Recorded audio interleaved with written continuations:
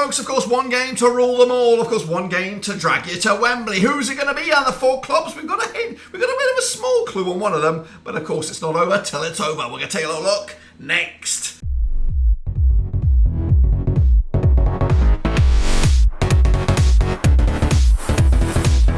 That's right, folks. Perhaps again with a prediction video today. We take a look at the League One playoffs semi-finals. That's right, the second legs. Who's going to go through to the final at Wembley? We'll take a look at it, all of it in a second. Of course, if you're new, where you been? Smash your subscribe button. All things Rovers related, League One playoffs related. And of course, World Football. We've got it all here, boys, under one Rooski. Of course, advantage Peterborough. It's 4-0 stonking over Sheffield Wednesday at Peterborough. But of course, can that, if you go in 1-0, 4-0, one game 4-0, maybe you can lose the next one 5-0. Who knows? Of course, but that is the mountain to climb for Darren Moore and co. But can they do it? We'll take a look at it, of course, in a second. A big shout out to my VIPs. They are the patrons, of course. You know who you are. All right, then, let's start the clock back to the first game. Of course, it was Peterborough up against Sheffield Wednesday. And it was a convincing one-sided victory. 4-0 in the end. I went with a 2-0. Ain't too shabby by me. But of course, a major mountain for Darren Moore's team to climb. Goals coming at you: Jack Taylor, Joe Ward, Poku, Johnson Clark Harris. He's got to get his name on the score sheet. But unfortunately, Sheffield Wednesday were just collapsed. They collapsed. They had more shots, though. Can you believe it? Sheffield Wednesday had more shots than Peterborough. But of course, it was pretty much game over at half-time, 2-0 down. And of course, the third goal straight after half-time. Your heads are gone at the break, and they completely lost the plot then. And of course, it does look like a mission impossible for Darren Moore. However, we have seen stranger things on Netflix, but also stranger things can happen on a football pitch as well. But realistically, if you're a betting man, you're not going to touch this with the barge pole on this one. I did say a 2-0, which looks good right here with against that 4-0. And I felt at 2-0 that Sheffield Wednesday would still have a sliver of a chance in that second leg, but now I just think that's going to be a massive mountain to climb. However, you've got to, we'll examine the second leg in a minute, but of course 2-0 for me, 4-0, not too shabby as well. But what I want to say about this, the Sheffield Wednesday's position, 96 points or whatever they had in this division. Every other year, that's championship. That's promotion. That's champions. It's just unfortunate that the weight, the mantle of expectation on Sheffield Wednesday is so huge. It was on Sunderland's shoulders for 2 or 3 years. It's now on the shoulders of Sheffield Wednesday, and of course they're going to probably have to have that mantle on their necks and for another season, and with the likes of Wigan, potentially, Wigan are down anyway, Reading, and of course some other losers here, and of course maybe returning juggernauts from Division League 2. It's going to make it a very tough scenario for Sheffield Wednesday to get out of this league. They need to get out of it. And of course, if they were to get promoted, of course they need to do a massive turnaround, but I still think they can compete in the Championship top half for next season, but they've got to get there first, and right now they're nowhere near. Of course, the other game was a bit more close. Of course, even Stevens it was in the end. I went with a 1-0 win for Barnsley. Of course, it was a 1-1 draw in the end. The goals coming from, I think Barnsley took the lead on that one, didn't they? Nicky Cannon's 63rd minute. Of course, it didn't take long though for Bolton to come back in at 67th minute. Dion Charles, of course, more efforts though for Barnsley. Possession though was bossed by the home team. So take from that from what you will. Yeah, not too shabby on me again. 50% success rate, I would say, if I'm going to be honest with you.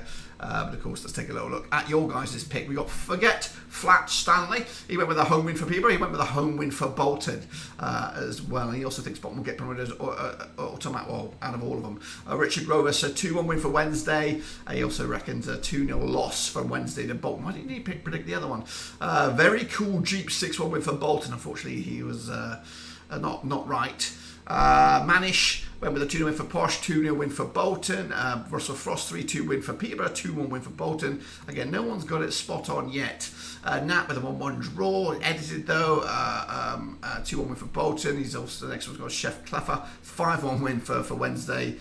Over Peterborough, 2-1 win for Bolton. Of course, he got none of those right. Archie with a 2-2 draw in the first leg for Bolton, 2-0 win again. That's fine. Richard Dawson, 2-2 draw for the Peterborough Wednesday game, 3-1 win for Bolton. And John Reed's gone Owls Bolton final. Looks pretty doom and gloom in that one for the moment. And David Jones is a locker with a 2-1 win for Posh, 2-0 win for Bolton. So it was pretty tricky to predict the outcome of these games. They are tight. of course, but we're now going to take a little look at the elusive second legs. Now, we're going to start with what appears to be a no-brainer, right? Sheffield Wednesday up against Peterborough. Or is it? I fancied Sheffield Wednesday to win. I do fancy them to win today, but we'll examine the numbers in a second. But is it going to be a big enough win for them over Peterborough? It's going to be a mountain to climb. But anyway, let's take a look at the numbers then, shall we? Of course, coming into this, Sheffield Wednesday against Peterborough coming at you on the 18th of May. Sheffield Wednesday managed by Darren Moore up against Posh and Darren Ferguson. He's just like the guru for Posh. Whenever they're in a bind, they bring him out of retirement, and he comes in here and he does the unthinkable. Anyway, played 13 times in 2003, 6 wins for Wednesday, 5 wins for Posh, 2 draws, of course. Wednesday, though, 67% form for them right now, just 1 defeat in the last 5. Up against Peterborough side, back-to-back win for them. However, unbeaten also in the last 3, picking up a draw as well. Biggest win for Peterborough over for Wednesday, of course, we just saw it, 4-0 win. The biggest win for Wednesday over Peterborough, 2-0 win. So they're going to have to do something they've never done before and beat Peterborough convincingly. They've scored, though, Wednesday. They've scored 16 goals compared to Peterborough's 21. Works out about 1.62 goals a game for Posh and 1.23 goals a game for Sheffield Wednesday. 4-0 it was back at Peterborough. The last time they played each other, though, at Hillsborough was a 1-0 win for Sheffield Wednesday. Sheffield Wednesday, yeah, Peterborough have scored goals against Sheffield Wednesday in the past. There's a 4-1 win for Peterborough at Hillsborough way back in 2011. Also a big 5-3 win for Peterborough over Sheffield Wednesday as well, same year. So they're known to pump some goals against Sheffield Wednesday, and they did not hold back on this one as well. So, of course, Peterborough's last away game was a 2-0 win over Barnsley. That was the final game of the season. Wednesday's last home game was a 1-0 win over Derby. I'm just trying to look at their home form. It's pretty good. I think they haven't lost at home in a bunch. Stretching all the way back. I don't even know. I'm all the way back to December. I don't think they lost at home. So correct me if I'm wrong. So they could do that. Of course, the goals, where the goals going to come from? Goals coming from Michael Smith. 16 goals for him, Josh Witness with 11 and Lee Gregory with 10. As for Peterborough, 27 goals, whopper from Johnson Clark-Harris. Clark Mason's got 9, as is Jack Taylor, and some other guys also chipping in with goals. Jack Marriott returned, but just 4 goals for him so far. What about the odds then for this game? Peterborough 4-1. Of course, unfancy to win this second leg. The second leg alone, 10-7 on is your Sheffield Wednesday. Are favoured to win this game, 11-4 to be the draw. As for promotion, Sheffield Wednesday 28-1 on monstrally outside favourites. Peterborough 11-10, of course, to go and get promoted, of course. But for me, I'm going to go with a big 3-2 win. There's going to be goals in this one. I see it. I see a bit of a fight back for Sheffield Wednesday, maybe a 3-0 up, and they're going to be pushing for that 4th, but then 2 goals for Peterborough will make this a lopsided game in the end. Of course, the aggregate scoreline will be what? God, my mathematics is absolute shit. It wouldn't be that. It would be 6. It'd be 6-3. 6-3 on aggregate. Get it right, Dirk. Get it bloody right. That's what the scoreline will be. In the end. So, yeah, comfortably done. Peterborough, they're losing, but going through in the end. And if it would have been a 2-0 win, I think Sheffield Wednesday would have had a good chance, but unfortunately it'd be League One football for the Owls once again. What about the other game, the more even-Steven sort of game? Let's take a closer look at this one coming at you over at Oakwell. That's right, of course, Barnsley hosting Bolton once again. Of course, after the even Steven game in the first leg over at the Reebok or whatever they call it. Played each other 25 times, these two sides in 1993, 4 wins for Barnsley, 9 wins for Bolton, 12 draws, of course. Bolton managed by Ian Everett, of course. As for Barnsley, Michael Duff, the manager, of course, with his extra digit and his Burnley days. Of course, Barnsley, though, just 1 win and 6 for 40% form for them. That could be the deciding statistic here. They haven't won. They've only won once in 6, 1 win in 5.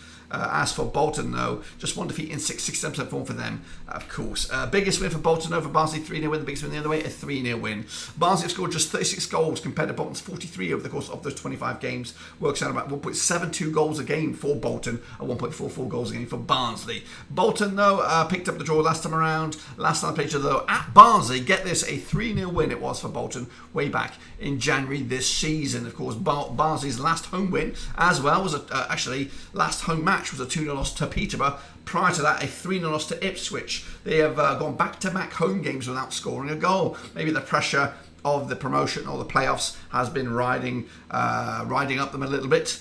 So conceding 5 of the last 2 is not great. As for Bolton's last away games. They've got back-to-back home games, back-to-back wins, beating Bristol Rovers and actually. No, they don't have back-to-back.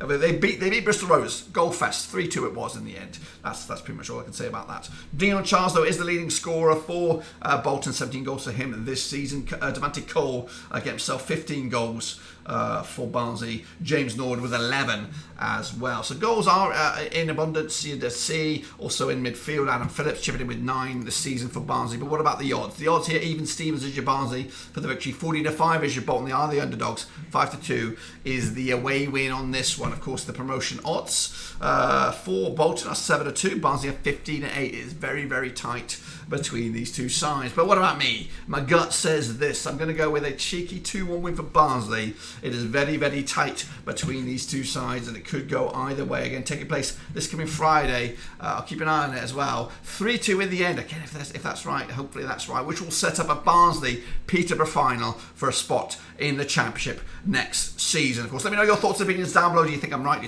you think I'm talking out my arse? Let me know down below, of course, and also make sure you're checking your predictions as well. But until then, guys, subscribe, thumbs up, hit the little bell. We'll be back for some more with Championship predictions just around the corner. But until then, guys and girls, I'll see you soon for the next one. Subscribe.